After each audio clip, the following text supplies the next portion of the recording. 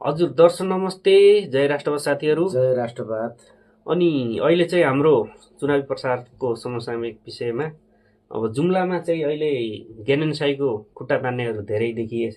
अनि यो विषयमा तपाईँ के भन्न चाहनुहुन्छ? ज्ञानेन्द्र साई भनेका किनभने बाघ हुन् के बाघ जस्तै एक्लै शेरले धेरै एकै काम काफी हुन्छ के।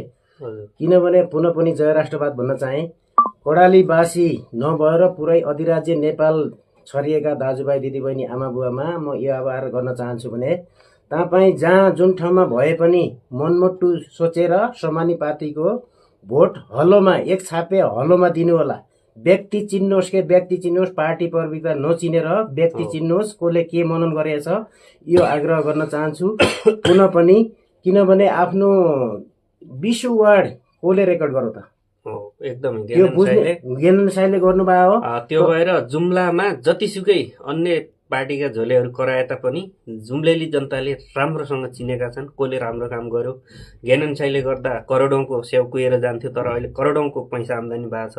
यस्तै अन्य चोतो ओखर लगायतका जति पनि किसिमका जडीबुटी लगायत जो जुम्लामा उत्पादन हुने चिजहरू छन् सबै ज्ञानेन्द्र साईले गर्दाखेरि अहिले बजार व्यवस्थापनमा धेरै राहत पुगेको छ साथीहरू। त्यो जुम्लेली जनताले प्रत्यक्षमा बुझेका छन्। यसमा अरूको कुराहरू सुनेर जुम्लेली जनताले त्यो अरूको कुरा सुन्दैमा अरूको कुराहरू भनेको कुराहरूलाई लिएर कदापि स्वर्गभन्दा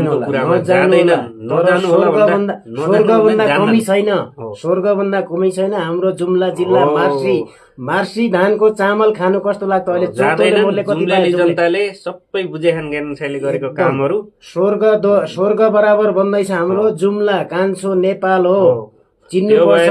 जुम्ला मात्रै नभएर अल नेपालबाट ज्ञानेन्द्र साईलाई हामीले सपोर्ट गर्नुपर्छ। यसको लागि हामीले प्रवासबाट भए तापनि हामीले फुल्ली सपोर्टको लागि एउटा यो हौसलाको लागि पनि हामीले यो भिडियो बनाएको छौँ। छापे हलोमा दिनु होला दाजुभाइहरु। हेलो ज्ञानेन्द्र साई जिन्दाबाद जिन्दाबाद जिन्दाबाद।